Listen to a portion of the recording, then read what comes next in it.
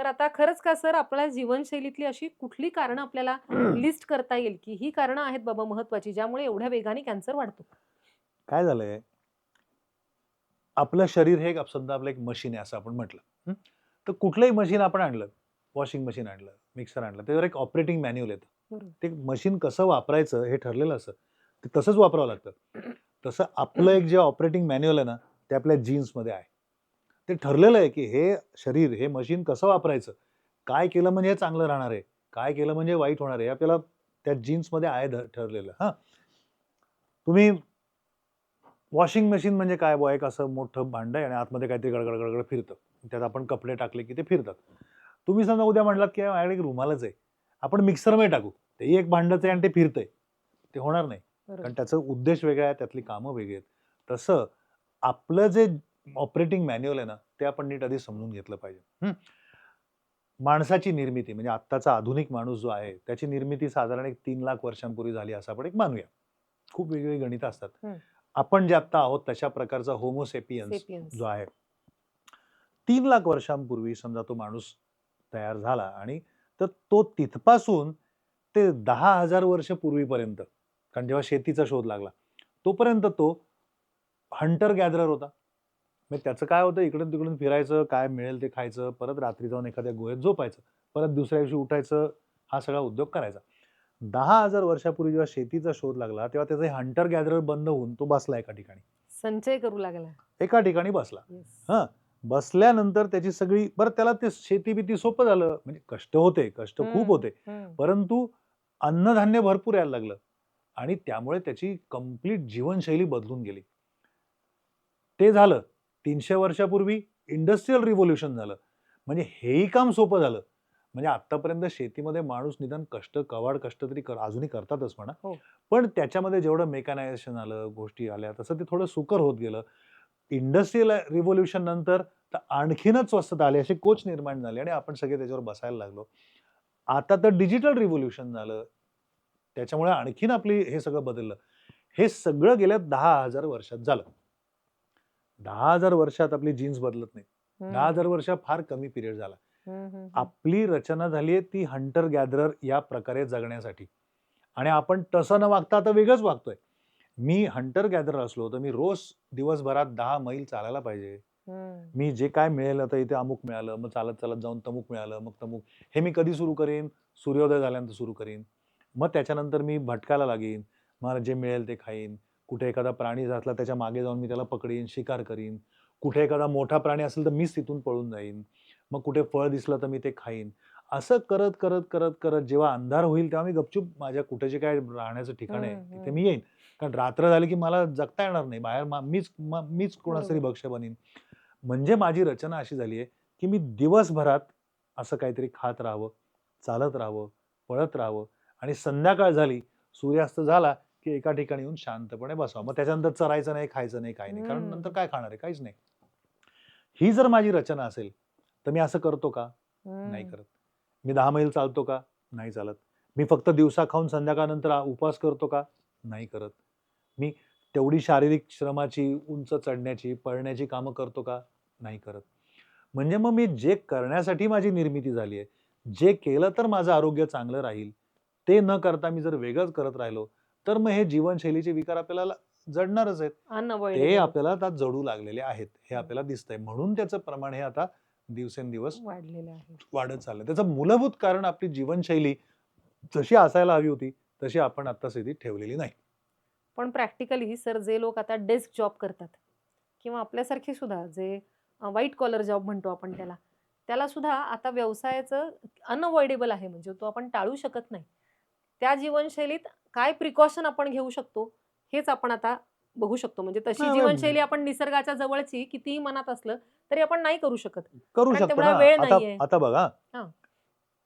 एखाद्याला विचारलं, "काय कसं चाललंय आयुष्य?" "मस्त चाललंय." "हो, काय काय जीवन सांग बरं कसं असतं?" सकाळी मस्त उठतो, आम्ही गार्डनमध्ये बसतो, चहा पितो, पेपर वाचतो." बरं, मग नंतर? "मग काही नाही, आम्ही टेबलावर बसतो, सगळेजण ब्रेकफास्ट घेतो." बरं. "मग नंतर काय करतो?" "मग गाडीत बसतो, मग आम्ही ऑफिसला ऑफिसला जातो. जातो." "ऑफिसमध्ये काय करतो?" "मग सकाळ 10 ते 5 कंप्लीट काम असतं, नुसतं डेस्कवर बसून काम असतं." बरं. "मग त्यानंतर काय करतो?" "मी परत गाडीत बसतो, घरी येतो." मग दमलेलो असतो. मग छान कोचवर बसतो, टीव्ही टीव्ही पाहतो. बघतो, मग नंतर ते डायनिंग टेबलवर बसून जेवतो आणि मग झोपतो. येस. ह्याच्यामध्ये आपण इतके बसतो. इतकं बसणंच अपेक्षित नव्हतं. हं. तुम्ही बघा निसर्गामध्ये बसण्याची जागा असते का? हं, हं, तुम्ही हं. ठरवा जाऊ आपण जरा ना मस्तपैकी नदीच्या काठी जाऊन बसू. 3-4 मिनिटं आल्यानंतर इकडे टोच हो, तिकडे हो. बसता येत नाही फार वेळ. हं, हं. वाळवंटात जाऊन बसता येत नाही. हं. डोंगरावर जाऊन बसता येत नाही.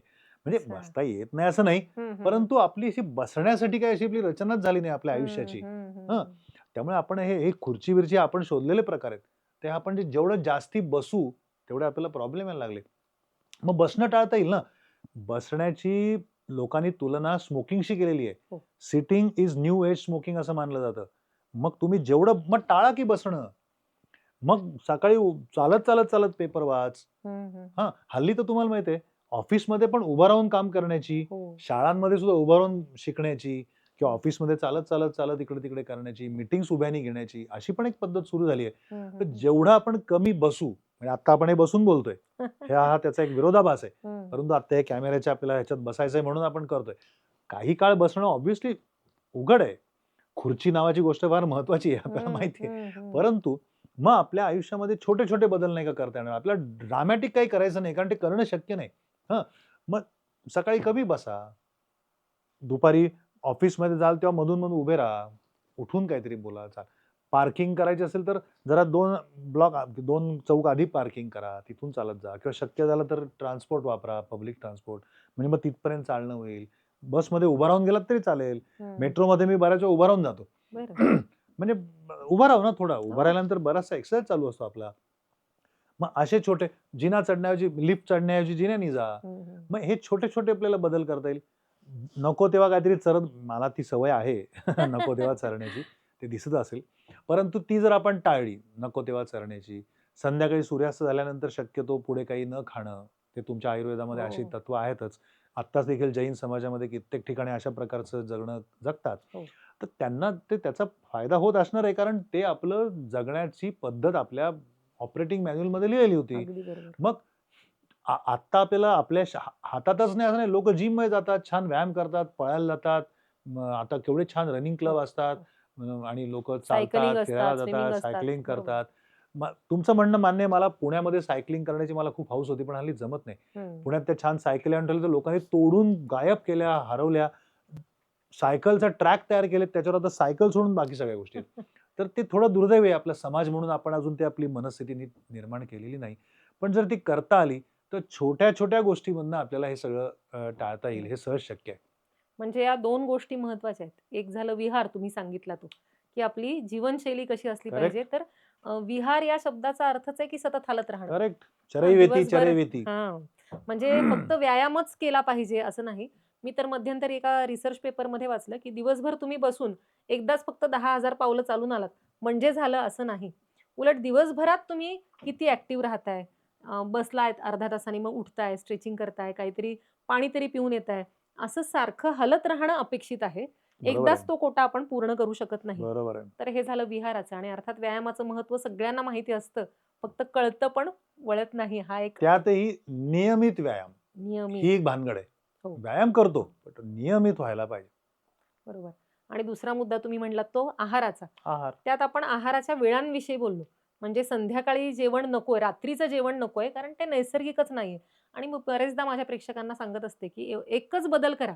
रात्रीचं जर जेवण बंद केलत तुम्ही 6:00-6:30 नंतरचं, तर तुमचं डायबिटीज, तुमचं बीपी, तुमचं कोलेस्टेरॉल म्हणजे जे काही शरीर साचवून ठेवतंय, सूज येणं शरीरावर, या सगळ्या गोष्टी कमी होणार आहेत. फक्त ते नियमित कन्सिस्टंटली करणं मागच्या खूप महत्वाचं आहे. एपिसोडमध्ये आपण त्या म्युझिक थेरपीच्या एपिसोडमध्ये बोललो होतो, की झोप किती महत्वाची आहे. हं, झोपेच्या काळामध्ये माणसाच्या शरीराचं रिपेअरिंग चालू असतं. बरोबर. हां, मग आपली जी रिपेअर मेकॅनिझम आहे, जे सगळं चालू आहे आता सगळं दुरुस्त करणं, दिवसभराचे जे काही गोंधळ झाले ते सगळे दुरुस्त हं, करणं. हं. हे करायला आपली ती सिस्टम सुरू झाली आणि तेवढ्यात माणूस जेवला. तर आता ते सगळं ते जेवणाच्या पचनाकडे जातं. मग आता बरोबर. आपला सगळा उद्योग तो पचनाकडे जाऊन ते पचन हं, करणे, त्या हं, सगळ्याचं हं, हं. सॉर्टिंग करणे ह्याच्याकडे जातो. म्हणजे आपली शक्ती ही त्या पचनाकडे जाते आणि आपलं रिपेअर राहून जातं. हे असं सतत चालू राहिलं, की मग मोडकळलेले पार्ट मोडकळलेले राहतात. म्हणून मग रात्री न जेवलं किंवा संध्याकाळीच लवकर जेवून घेतलं आणि रात्री शक्यतो असे कुठले मोठे आहार घेतले नाहीत, हं. तर त्याचा रिपेअरिंगवर चांगला खूप परिणाम छान होतो. परिणाम होतो.